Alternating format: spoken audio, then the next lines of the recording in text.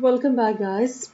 We were talking about the Kishinev massacre, that is, the Kishinev pogrom, which took place during 1903, that is, between April 19, 2021 in 1903, and further rioting, which erupted in October 1905. So, we have seen the visuals of the massacre, the genocide, how much people are affected, and how the whole thing might have impacted the Jewish life all over the globe.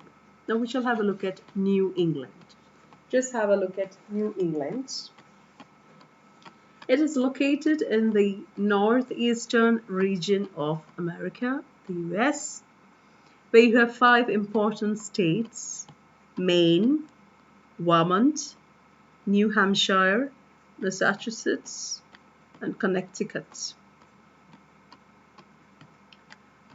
There you have Rhode Island too. And one of the most important places in New England is that of Boston, which you might be familiar from, Nathaniel Hawthorne's The Scarlet Letter, where you talk about Boston. Anyway, New England's first immigrant settlers, the Puritans and the Pilgrims, left their native England in the early 1600s in order to practice their respective religions more freely without antagonistic interference from the Church of England. So what happened was you can count who all migrated and came to the New England in US, how this became a hub of immigrants. First came the Puritans and the Pilgrims who fled from their native England. Okay, and why? They wanted to come here and stay there and continue their respective religion, their faith, their belief. They wish to live a more spiritual life here. They thought and they presumed that they were more safe in this place, in America. Mind you, New England is inside America, and I shall tell you why the name came as England.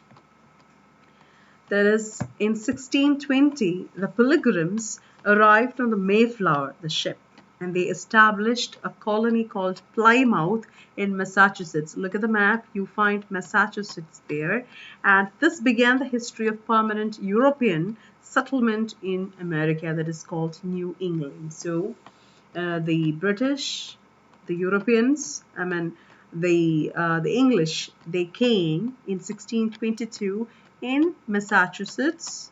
They established their first initial colony, that is Plymouth colony, and it was the English explorer John Smith who named this region as New England. It is the first new colony of England, or the English colony in America, that is in Massachusetts. So thereby you have this name New England. Anyway, so first came the Puritans and then came the Pilgrims, because they thought that they were safe, they were at peace, they didn't have any hatred or they didn't have any antagonistic interference from their Church of England. They could live here peacefully, they can continue their Puritan life or routine. Then came a lot of Europeans as a consequence of this French Revolution. That is in 1800s, you know that, 1800, the French Revolution was there. And thousands of rural Europeans, not the Puritans and the Pilgrims, but rural Europeans, they flee to America. They also came. Why? They would escape from this war, the shambolic countryside, which was completely shattered, and they had no peace. There was no rest. It was political disorder and unrest was prevalent there, and a government also was in shambles. It was totally, you can say that it's shambolic, disorganized, scattered, fragmented, and no law and order was there. So not to escape from that, thousands of rural Europeans also fled, and they reached New England.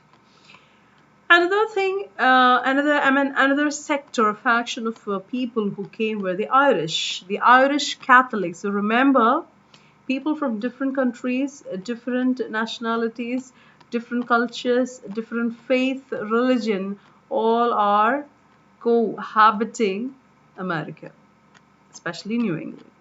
So, a great famine took place in Ireland in the first half of the 19th century, and millions of Irish Catholic immigrants they crossed the Atlantic Ocean and they settled into various pockets of this East Coast. And then came, so here you can just go back. Puritans came, Pilgrims came from England, then came a lot of rural Europeans as a reason, as a result of the French Revolution, and then came the Irish Catholic immigrants also came.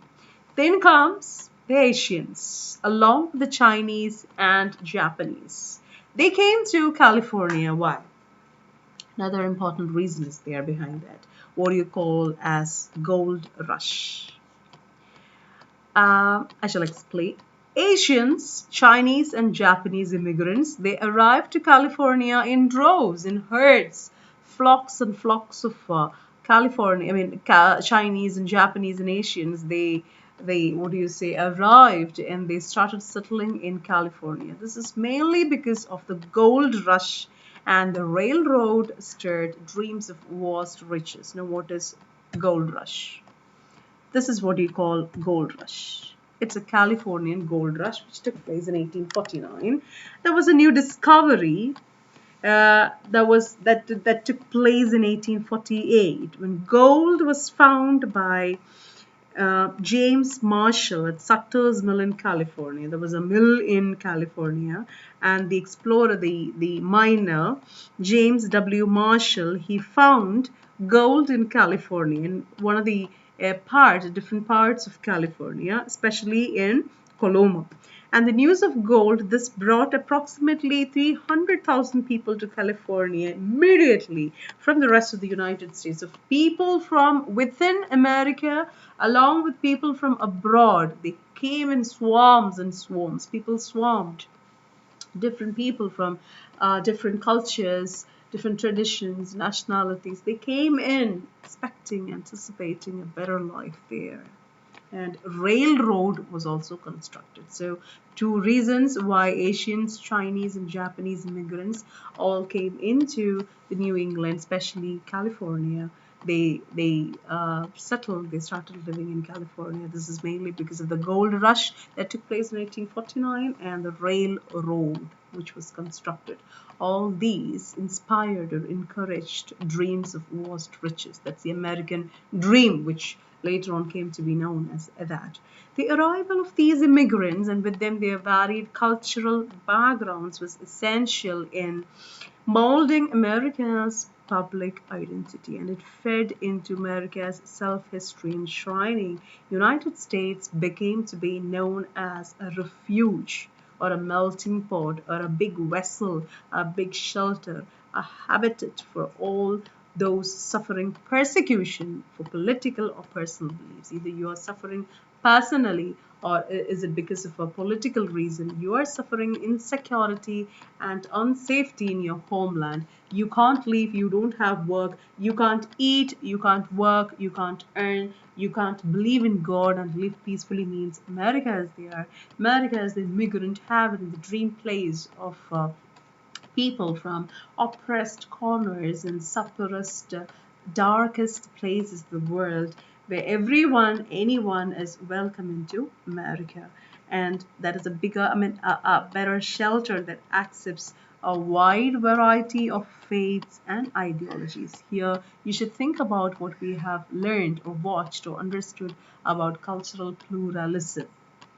A plurality of cultures developed, and America, this actually people from different cultural backgrounds, people from different religion, faith, and nationality, different state, different race, people from myriads of backgrounds, they came in, and this actually molded, relabeled America's public identity. Now, this widely uh,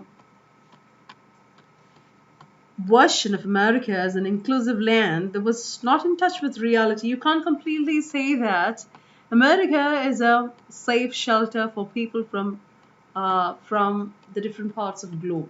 People all over the globe. You can't say that because that's not what reality is all about. All these are exaggerations. Okay. Now, what actually is happening? America, parallelly, is trying to strip the immigrants of their individual customs and force them into a version of whiteness that permeates society to this. And what is hiding right beneath the surface? This is what is actually happening. You say America is a melting pot, US is the melting pot. You can go there, you can find out some work, you can earn, you can live, you can marry, you can believe in God or not believe in God. You will have a better future there. Life is there. Life goes on there. Or you get a better life, or you get a life there, at least you can say that. But all these are eulogizing. All these are exaggerations. What actually happens is you go there, you stay there, but ultimately your what do you say?